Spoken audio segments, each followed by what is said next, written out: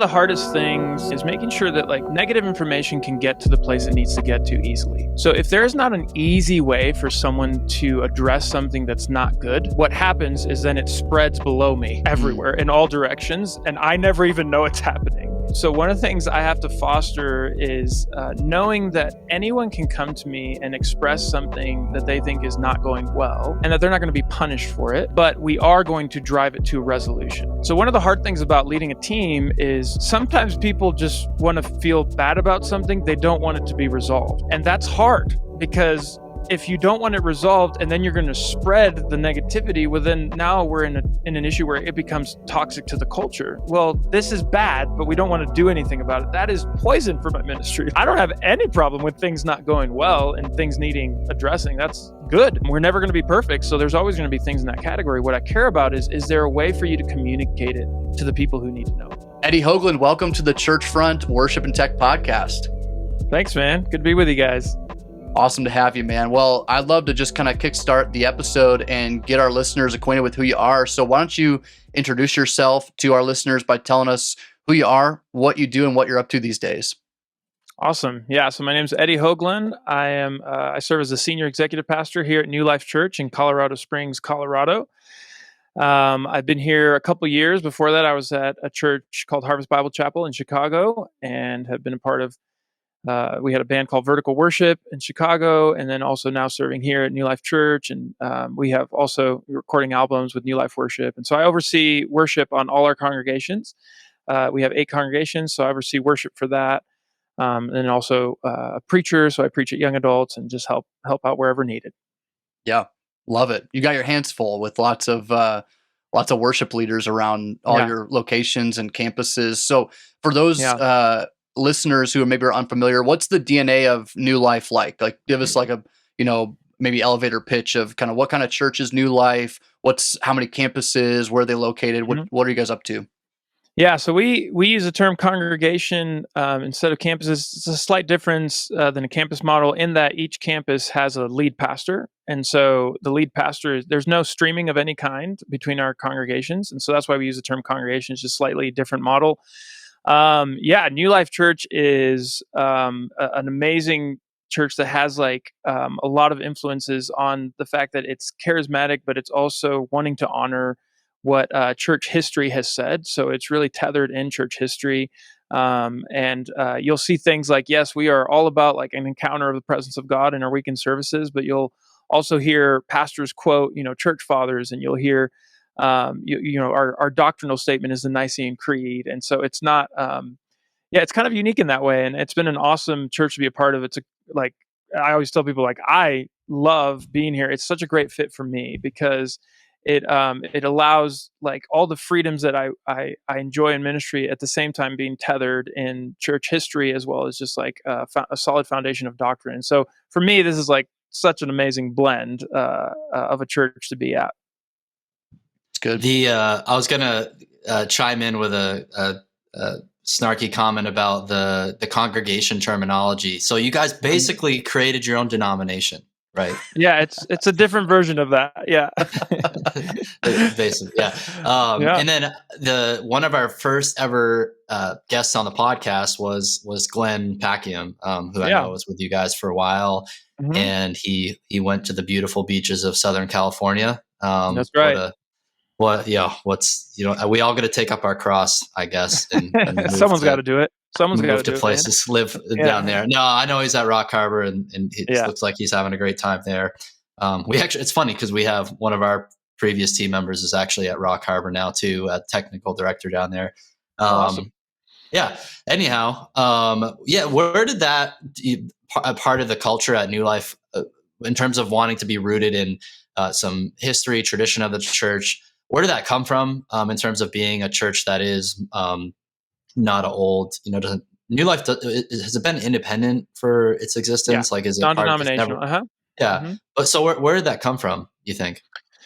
Well, part of it, again, you could probably ask someone who's been here longer than 2 years, but the part I do know is with the history of New Life Church having its own set of, difficult seasons that it's had to walk through, leadership transitions. If anyone knows the New Life story, there's a lot there.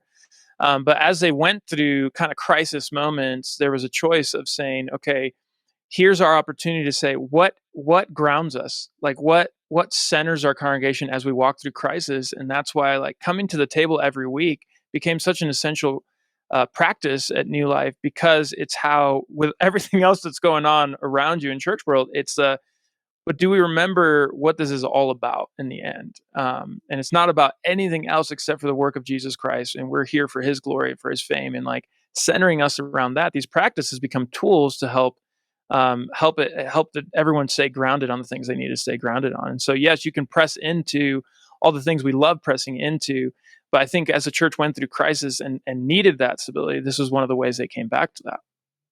It's really cool. How many congregations do you have again? Remind me. Yeah, we have 8. Okay. Mm-hmm. And they're spread across the Colorado Springs area? Yes. Yeah, they're all near here. Cool. And they all have their own worship leader, right? So you are overseeing 8 different worship leaders at these congregations. Yeah, essentially. So based off the size of the congregation, there's one at some, and then more than one at others. So I actually even have like lead worship pastors, and then supporting worship pastors, music directors, all the typical things that you see at campuses. And so we're kind of a unique model in that I have lead worship pastors, and yes, they all report up to me. Like there is a worship department that's centralized, but it's one of the most collaborative ministries because we have lead pastors. We're not centrally planning services. We're not centrally, planning everything in here in the offices. There is my job is to make sure we're maintaining our values and that it still feels like New Life, the things that we're committed to. But then there's a lot of like freedom for them to plan their own sets. They're the ones recruiting their volunteers. So it's more of like a hybrid model. I've been part of campus model too, where it was a lot more centralized, where it's like we're planning things together, services together, everything's done like in a room together. This is a hybrid model where we are together in the sense that we're all in one department and we contribute towards one another, hold similar values, and the reporting structure organizationally is under one department. But there's a lot more freedom on the actual execution of ministry at each congregation. Practically, how does that work? Let's say I joined your team at one of these congregations as a new worship leader. What would you tell me in regards to the sort of parameters I have to work within, in the freedom I have within that structure when it comes to something as simple as what songs I can pick from when I'm planning on a Sunday set? Yeah. So we've been in the process of trying to identify what are the things that we believe God has called New Life specifically in regards to worship. I think every church will have 2 or 3 things that they can be really passionate about. And I don't think that's wrong that you can't be passionate about every single topic in ministry, because there's just so much out there. I think it's part of God's design that, yes, we're one church, and therefore local representations of the church are going to have different things they focus on. And so that knowing that when I came to New Life, like it's just so obvious to me, like one of the things that God has used New Life for is worship. Like there's something about the worship here that God wants to use, not just here in this house, but also to bless other churches across America. And that's in the history, that's in the DNA already of the church. And so if you join my team, we often start with having conversations about what are those things? What do we believe are the things that God has placed uniquely here? And so that's where we've been in the process of trying to write all those things down, because if we can't write it down, then we can't actually carry that into each congregation. And so a lot of the history, because it's a highly relational church and the people holding those positions, they already have the DNA. That's really what's happened over the years, is because it's so highly relational. There are great people who hold the DNA carrying those positions, but I'm trying to do some work to articulate that, because I really believe that if we can't write it down, then it's going to be like, what happens if I need to find someone from the outside, like who hasn't been homegrown, who didn't grow up in the church, and just trying to articulate that so that then you can understand, okay, here are the parameters. We want to be these 3 things in ministry, which, it would take a long time if I actually jumped into all the details. But basically, here are our values. Here's the things we want us to be as DNA. And then here are the freedoms in our model and things that you don't need to check in with me about. And here are the things that we do.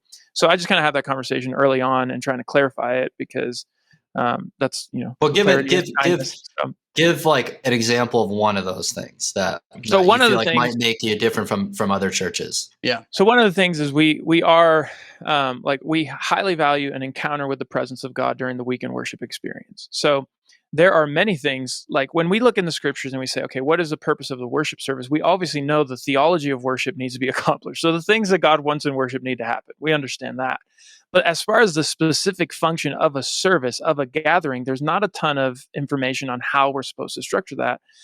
We kind of get little clues of like, okay, they did this, they did that, but it's not all imperatives like, hey, you need to run church like this. So with that, I think churches have to make their choices, right? And they have to kind of say, like, this is how we're going to run our worship service itself, the practical side of it. And so New Life is a place where we are seeking to encounter the presence of God when we gather with God's people. And so that informs our methods, that informs how we pick songs, that informs everything about what we do, because we believe that when people walk in the room, and if we can get them to experience the presence of God, regardless of the methods we use, then they are meeting who they need to meet that day. They're experiencing what they need to experience that day.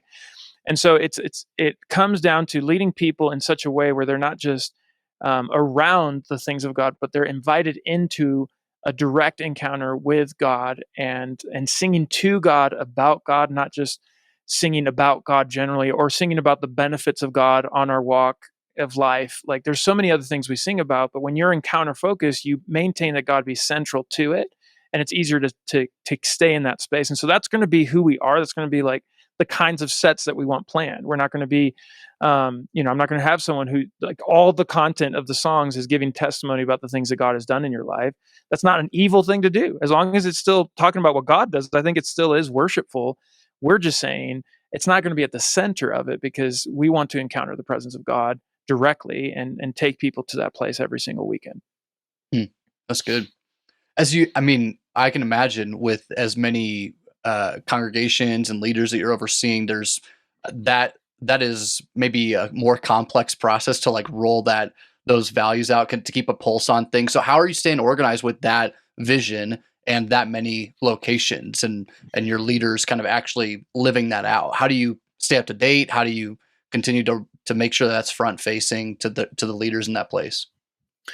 Yeah, so I met with all the lead pastors last fall, and I called a meeting because there was just like a need to like write all this stuff down and saying let's agree together on what each person's job is, right? And because when you have added freedom, there's a lot of variance out there. And I was asking the question of what is the part we have in common, not the parts that were distinct in our own cultural context wherever our congregation is.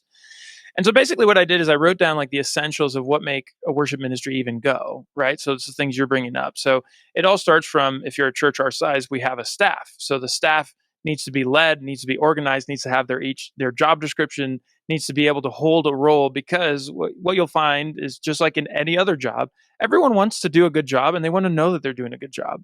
And so we have to, in order to lead people into places where they're thriving in their own gifting and leadership, we have to be clear up front about what that is. So I've been doing a lot of work in that space and just saying like, okay, here's who we are, here's what we do, and here's who does it. Then after that, there's the things that make it tick, like how does service planning happen, who approves it, who is the originator of it, who owns it versus who's an editor. All those kinds of conversations have had to happen.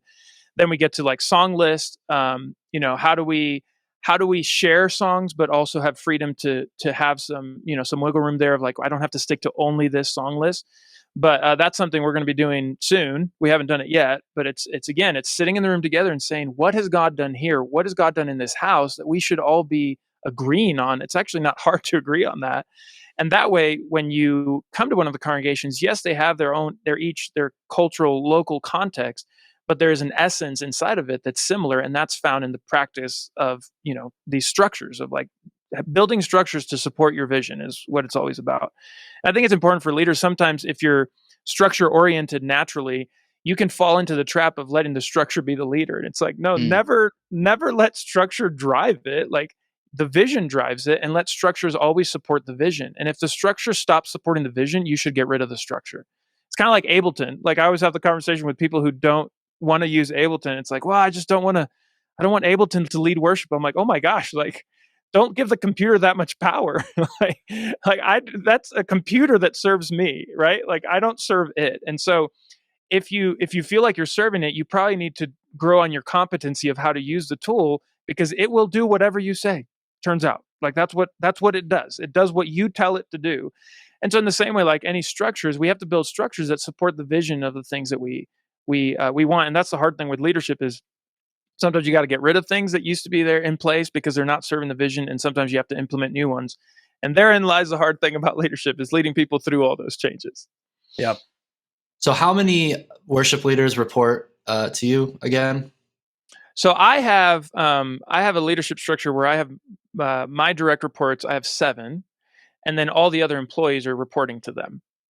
I have about 20 employees. Okay, in those employees, like to kind of get a better picture of the org chart. So the 7 who report to you, what's their position called at each of those congregations? Is that like? It varies. So again, my org chart isn't like clear cut. Like I have all the lead worship pastors because I have some that are, it's a little bit more like the size of their congregation. They're kind of grouped together because the issues they're facing are going to be more in common. So there's not really like a clean cut, like here's exactly how it's sliced up. It's based off how I divided the employees, and then the people who oversee report to me. Okay. Because are they like at those 7, are they overseeing both worship and production at a given campus, or is production completely separate? So here at New Life, production is a separate department, and it reports up to the operational side of our organization. Mm-hmm. And obviously, there's tons of overlap in a partnership, which is something I massively believe in. Even if we're not reporting on the same side of the organization, we still have to collaborate and work closely. So I meet with the production director every single week. Like we're touching base about things constantly. And then the production directors that are at the local level, they're also touching base regularly with their lead worship pastor. So yeah, it's not in the reporting structure, but it is in function that there's tons of connection there. All right. So as someone though who has multiple worship leaders or people in worship departments reporting to you, let's talk about what are the most common things or things you hear or maybe see some of the folks do on your team that work under you that maybe the things that like are draining to you as a leader or frustrating to you as a leader, and then we could follow it up with the positive things. Or like, what are the ways in which you see big wins for those team members? Just so that the listeners, who are some of them probably are in a staff position, or maybe they're aspiring to be in a staff position, like leading a congregation at your church or a similar church, just so they kind of know like a little bit clearly. We like to get pretty frank about like the do's and don'ts of worship ministry. So from someone in your perspective, like what are the kind of the more pain points that you're dealing with in management, and what are the things where you're like, yes, this is awesome, I want more of that? Yeah, well, one of the hardest things that I work very hard at in any team that I'm leading is making sure that like the negative information can get to the place it needs to get to easily. So if there is not an easy way for someone to address something that's not good, what happens is then it spreads below me everywhere in all directions, and I never even know it's happening. So one of the things I have to foster is knowing that anyone can come to me and express something that they think is not going well, and that they're not going to be punished for it, but we are going to drive it to a resolution. So one of the hard things about leading a team is sometimes people just want to feel bad about something. They don't want it to be resolved. And that's hard because if you don't want it resolved and then you're going to spread the negativity, well, then now we're in an issue where it becomes toxic to the culture that like, well, this is bad, but we don't want to do anything about it. That is poison for my ministry. Like, I don't have any problem with things not going well and things needing addressing. That's good. We're never going to be perfect. So there's always going to be things in that category. What I care about is there a way for you to communicate it to the people who need to know it? And so I've had to deal with that directly. And I mean, in every space ever in worship I've ever been in, this is an issue. There is that like the classic thing said is like, I've heard like people say this, and I'm not okay with that. Like it's so when people come to me and they say I've heard, and they don't want to tell me who it is or address it directly, well then here are your 2 options. You can stop talking to me about it and go help that person resolve it, or you can go tell that person to come right into my office and tell me directly, and I will help them resolve what they're feeling. That thing is like a thing you have to chase forever. again, all my oversight has been primarily in the creative space. So I've overseen production, I've overseen creative departments and worship. That's my experience. So I can't speak to other departments. I'm just saying that has been a common theme, which is making sure that there's paths for that. And that's why I'm such a believer in organizational structure and one-on-one meetings. That's the main reason why I support that. Is it feels a little corporate, but man, having a place once a week or every other week where I know I can talk to someone who will help resolve something that matters. That is what brings the health to the culture. And instead of, people feeling like they have to spread it everywhere else and affect everyone else. Now, there's different personalities on your team. There are some people who can hear it and be like, I don't care, whatever. Many people on my team, if they hear it, now they have to carry it. It's on their shoulders, and now it's weighing them down. And they're like, I don't know what to do. Do I go to Eddie and break that trust, or do it all these dynamics start being at play. And so we have to have a team where we're honoring one another by saying the person who can be involved in the solution is the person who should have the information. That's what matters to me. And so that's like one of the pain points about leading large teams, because everyone can talk to each other so comfortably, but it's hard because when you walk into my office, everyone feels like, oh, it's the principal's office. Like, it's intense, it's like, here we go. But I just try to, as much as possible, one, be present with them as a person and model that after Jesus. And he's always able, no matter what's going on, to see the person, not just the problem. And so I want to be that as a leader and let people feel validated and knowing I see what you see. And many times I'll just, if I don't feel like I see it, I'll be like, so is it this or is it this? Like, most of the times it's just questions. Then once I feel like we see the same thing together, then I say, okay, what if we did this?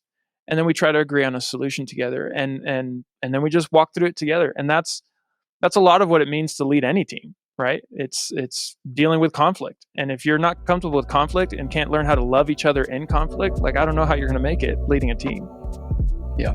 Before we continue on with the video, I want to tell you about our sponsor, the Churchfront Live Conference. It's a 2-day conference with keynotes and breakout sessions on topics like worship tech, worship theology, musicianship, and leadership. It is a great way to network with other like-minded ministry leaders in the Churchfront community. The sooner you purchase your Churchfront Live tickets, the greater the discount you will get with the early bird discount code. So head on over to churchfrontlive.com, use that early bird discount code at checkout, and I look forward to seeing you at the conference. Now let's get back to the video.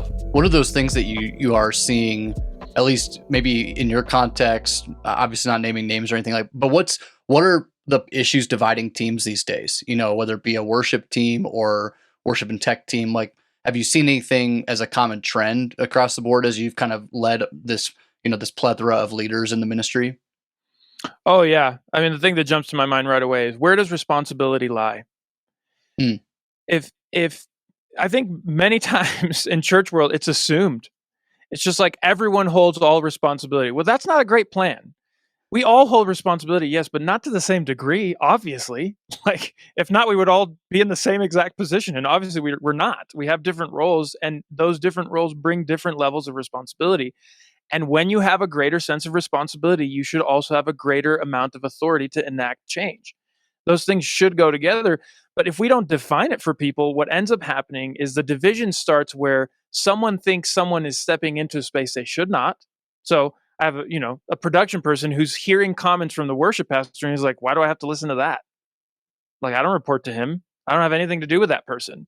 Right. And so then the divisiveness starts to happen, where there's a rift between us of saying, actually, what is true is we are leading the worship service together. If we're not in unity, the worship suffers. We do not invite the presence of the Spirit into this space if we're not in unity. This matters so much. I've been to churches that blow me away on the quality of music that they have, and yet I feel like something is not right. And when I've spent time, it's like, well, you guys aren't even talking to each other. There's no sense of a united mission between the two departments. Like, I don't understand what we're expecting to happen in the room spiritually if we can't bridge the gap between our own teams. What do we expect to happen between bridging the stage and the congregation? Like, it's going to be the same thing. And so that's why we have to model that from the top of saying, who is ultimately responsible? We, 2 departments are holding the weight, or 3 departments, depending on however you slice it up in your church. Whoever holds the weight, and then saying, who owns this service? Like, who are we expecting to be the highest stake owner in what's happening? And whoever that person is needs to have the ability to speak to all the teams involved. And I think what happens a lot in churches is it's just assumed like, okay, production, you own this, worship, you own this, but the overlap is so huge that if you don't identify it, you're asking for trouble. Yeah, that's helpful. That's good. It's a unique perspective because you're right. I think everybody assumes the word assumption is like, it's just, that's what churches are dealing with. So it's good. Yeah. What are the moments you're most proud of folks on your team that report to you? I love when people champion each other and they're able to not just see the function of the person, but see the person, the character of the person. And I'm probably like as a manager, just like my heart is full every time we have moments where we'll try to intentionally celebrate things that have happened, or I just open it up, and just say like, who wants to celebrate someone else? And to hear those things that are not just like, hey, you did way to go, man, you sounded great. Like it's so much more than that. It's like people see each other truly as people and as co-laborers in Christ. Though when we get to that level, like that's when my heart just soars, because we're not just fulfilling our jobs and feeling like we're honoring God with the job that we have. We're now like really reaching a new level of unity that we're able to see each other for who we are and champion that and move that forward. How do you even train somebody to do that though? If they're not used to a championing culture, how do you in a way that's authentic to who they are and not just kind of copy and pasting what other people are saying in the room? Like, how do you build that? I think you show it. I don't know any other way to, like, I've never sat down and taught any of that, like, to my team. I think they've been shown it by previous leaders who are awesome leaders who have led this department. And also I'm trying to do the same, which is model it to them. So again, if I'm so drowning in the logistics of an organization that I can't do ministry with my own team, something's very wrong. And that's why my org chart is like, yes, it feels so corporate, and a lot of times churches refuse to do this kind of stuff because they just feel like it just feels too stale. And I'm like, yeah, but you're viewing ministry in a paradigm that I don't see anywhere. Like, you're viewing ministry as if it has to be unstructured for it to be authentic. It's like, well, we don't treat that. That's like the equivalent of saying like a good sermon is never planned. Like a great sermon, for it to be great, you just got to get up there and do whatever. It's like, okay, well, there are some people who think that, but the vast majority of churches would want a pastor who prepares a sermon, right? So there's structures put in place for the sake of the benefit of the ministry, to serve the ministry. And so that's how I feel, is like, I want an org chart because to me, that's my doorway to discipleship. That's not like a thing where I'm like, oh, I have to meet with these people. I'm pumped to meet with my people. Like, I get 7 meetings where it's like, yes, we're talking about job stuff, but I'm also talking like, how's your life? Like, how's it going? And many of those meetings, we don't talk anything about work. We're talking about what it means to follow Jesus in this difficult season. And I get to come alongside of them. Like, I've wept with people in one-on-one meetings, and it's like we've talked nothing about the organizational side, but we had a space to do it. And so that's why I'm a big fan of the structures, because I think it allows people to feel covered and safe, and that there's a place where they can be seen. Because if they can't be human, if they can't be fully human, they will lead not fully human, and they will have teams who are not fully human. And this is where we get to our bad place, is we operate in a space as pastors and as leaders thinking that the expectation on us from God is to cease to be human and to enter into another category. And yet what Jesus models for us as himself being God, he puts himself in human limitations to model for us. Your limitations are intentional. Your limitations are grace from God to you. They're not a problem to be solved. They're a grace that's in place. And so if I'm living in a fully human way of leading my team, that gives them permission now to be fully human. So it's like, if your senior pastor doesn't seem like a human, that's a problem for the whole church, not just for him. So, so you were going to jump in. I would say, tell me more about your journey to kind of where you are now. Like previously, what type of roles were you in? Because like, you're kind of in this, in my perspective, I think it is a pretty unique role. There's not a lot of churches that support this large of a worship staff, and like having a organizational leader over worship staff like this. So tell us more about your personal journey of like, how'd you get there? Where did you start? Like what clicked in you to think this way about organizations and leading? Yeah, so I'm a missionary kid. I grew up in Mexico at a small church, 300 people. My parents are still there. And then from growing up like in ministry, I went to Liberty University, got a worship degree for my undergrad. And then out of that, I went to Harvest there in Chicago, and I started as a music director at the two largest campuses there, then transitioned to be a worship pastor of one of the campuses. And then at the same time, that's when we were starting vertical worship. It was vertical church band at first, then became vertical worship. And there was a need for like a touring director. So I started doing that, and then just started taking more and more leadership over time. And in the last couple years I was there, then that's when I transitioned to oversee worship at first. And then that turned into what we call the creative team. So that was all the graphics arts, communications, everything. That was the creative team. Then production for all campuses, and then worship for all campuses. So I had 2 years there of living in that space and serving on the executive team at the church. And just really quickly seeing the importance of that bridge being there, the importance of senior leadership being able to feel connected to what the worship of the church is in the broadest sense of the word, not the music. I mean, the worship of the church, and allowing senior leadership to be the leaders of it. And then whoever's the executive over worship is carrying that vision across, to those teams appropriately. And so, yeah, I just, like, I grew up in a small church where I'm working directly with my dad, like as I was a worship leader, and I'm working with my dad and seeing all the benefits that came from our close relationship. So as soon as I left that context, and I'd led worship like even while I was in school, and having that relationship with the leadership and knowing it's my job to bridge from senior leadership all the way to the people serving in the ministry, that it feels unified and that we're after the same thing, and just creating cohesion along the way. So I've always had a passion for that, for like ever since, I've been in ministry. But knowing and talking with worship team staff, especially, like the question that just keeps popping up everywhere I go, and I've taught workshops and things like that, and like the question that keeps popping up is like, how do I know if I belong here? Like what's the litmus test for me to know that I should give my life to this house and not a different place? And so that's why my passion is just so big in this space, because I think organizational leadership is how you help people answer that. And you bring clarity to it and say, here it is. This is what it is. And if you're not convinced that this role and this position is the best use of your skills for the kingdom of God, then I'm okay with that. And you should be okay with it too. And we should find whatever that is. And that's better for everyone, Like, I mean, how many churches are suffering because they still have people they shouldn't have, serving in positions just because they feel stuck. They don't have any other options, and it's like, that's not good for anyone. It's not good for the church. It's not good for that person, for sure. My gosh.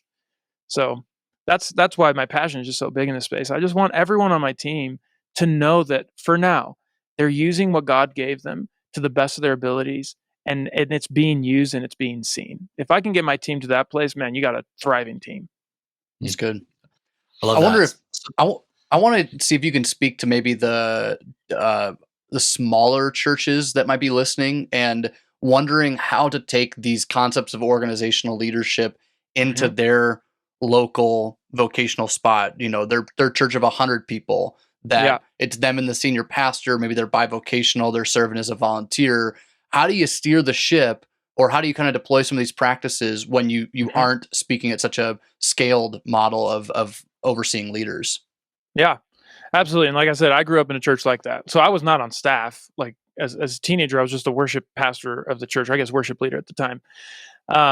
And to me, like the vision needs to be there for what worship is, regardless of the size of the church. The size of the church has nothing to do with the need for vision of what worship should look like. And so there needs to be an agreement between whoever's in charge of leading the worship and then the senior leadership. So there's a senior pastor, and there has to be a direct connection in order for this to work. What's hard about these contexts is many times in smaller contexts, because it is a smaller congregation, the senior pastor will assume, okay, I need to find someone to do it, and I don't need to have like involvement in that space because I'm not musical, is like kind of the main thing you'll hear. Like, I'm not musical, so therefore I'm not going to do it. And I'm like, that I think is the biggest challenge right now, is if I could get every senior pastor to understand you don't have to be musical to be about worship. So, you are the worship leader. And if you just hand that off to someone without any sort of boundaries or guidelines, well, then you're going to get what you set up. Like, it's going to happen the way you think it's going to happen. And so just to get senior pastors to understand, it does not matter the size of your congregation. You have to have a passion for worship because you are a worshiper. You're a follower of Jesus, and your congregation will follow that leadership. And your worship leaders, whether volunteer or staff, it does not matter. They're going to come off, what is the philosophy? What is the purpose of the weekend service? Like, if you're asking someone to lead worship, why wouldn't you define for them what that means? Because if you don't define it for them, then they'll just fill in the blank, and then we end up years later all like twisted and arguing with each other. It's like, well, we never even agreed what this job is. So I think that's the responsibility of senior leadership. And if you're in a context where you don't feel like you have the involvement from your senior leadership, but would love to have that and feel the tension of that, then I would just say, like, that's the specific prayer request for you. Like, ask God, open whatever small door you can open so that I can start going in the direction of building a greater relationship with my senior leadership so that the unity of the weekend experience grows. And it starts relationally many times, like, especially if you're newer to the context, like, just build a relationship. Walk through any door you can with the relationships that matter. It's an important thing for anyone, like understanding, I can't be close to everyone. I can't be spending my lunches with everyone. I have to make choices and say, what is the best use of my time so that I can further the job that God's given me? And that's kind of like, it doesn't matter the size of your context. You always have to navigate that. It's good. Yeah, that is a common thing. I think you put great words to describing that issue of like smaller church situation, a lead pastor who is really busy juggling everything else, prepping a sermon for Sunday, and doesn't have any time, or maybe part of it, that pastor themselves never had the training to understand the importance of worship and developing a philosophy of worship. So then worship for these small churches becomes this weird thing where it's like, oh, it's kind of it's open mic for the congregation, like anybody who can sing. Right. Like we want to let anybody volunteer. So then our music standards drop, or we can just pick songs at a whim, and whatever we hear on the latest worship hits coming out, oh yeah, we'll just do those. It's easy. We can load them in the playback app and go ahead and play them. Right. Like there's no intentionality, and then it just gets really sloppy, pretty frustrating. But yeah, I guess I never heard it described, I think, quite that accurately, where ultimately a lot of issues kind of come down to just like leadership and, who's driving the bus overall and how those shots are called. So yeah, super great insight. Yeah. Yeah. Thanks, Eddie. What's, I'm wondering kind of, as we get near wrapping our time, like what are you listening to that's inspiring you in terms of you've led worship, you've been, overseeing, bands and recording albums and things like that. You're doing New Life worship now. What's inspiring you right now that's out there in terms of music or art being created? Like, I'd love to get your perspective on that. So I'm kind of the anomaly in this category where like, I'm not the best student of the industry, I would say. Like, I'm not spending a ton of time there. You guys just heard where I'm spending a lot of my time. I think my inspiration comes from just what any art, not specifically like in the worship space. That's where I'm spending a lot of my time, is just trying to find experiences where, I come from the perspective like all beauty is God's beauty, because when you experience something beautiful that pulls your heart into the transcendent, meaning like it's when there's something bigger out there. It's the reason why people pay to hear symphonies play, 1,000-year-old music. Why? Because it's so beautiful. It tells your heart there must be something bigger out there. And as Christians, we have the answer to that transcendence. We're like, yes, it's all true. All that beauty, everything that beauty is pulling your heart to, you will find your satisfaction in God. And so as someone who loves the pool of art, I'll go to a wide variety of different kinds of concerts anytime I can, because when I see people with their craft make something beautiful, it draws my heart. And then simply, like, I want to be a leader who uses all that beauty to then fill in the blank and say, and the answer is God. Like, the answer is God. What you're seeking is God. The eternity that's been written on your heart, that's the transcendence of God. It's God himself who is outside of time. That's what you're longing for. And so for me, inspiration, I'd spend a lot of time in that space. And then also just like personal health, like honestly, the most inspired I am is when I'm healthy and when I'm well rested, when I'm working from rest. And And so a lot of the category for me is less about like filling myself with playlists and, asking for a lot of people to send me music of things. I much more spend a lot of time on the movies that I'm watching and trying to see like beautiful art created in the visual sense in the space of movies, concerts, and then just like my time away going to beautiful places as much as I can. Because just being in beautiful places is what inspires and fills me up the most in order to lead teams that have to create beauty. Speaking of beautiful places, do you miss the beautiful place of Chicago over Colorado? Yeah, I'm not struggling with that side of things, thankfully. And have you embraced the Colorado life of? Do you have a Subaru? Do you wear Patagonia, no Subaru. Patagucci? Yeah, we love it here, and it's just crazy. It's so beautiful. I've been here 2 years, and I still like marvel at the views like constantly. It's just ridiculous. Like you come out of Walmart and there's like a picturesque view out of Walmart, and it's just like it's so unfair. So I absolutely love it, and it's added to a lot of health to just have that around me, like living in it.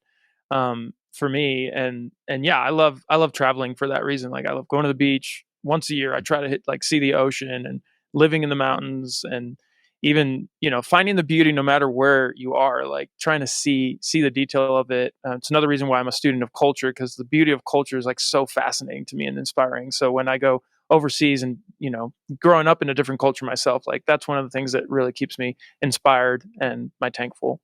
Yeah, that's good.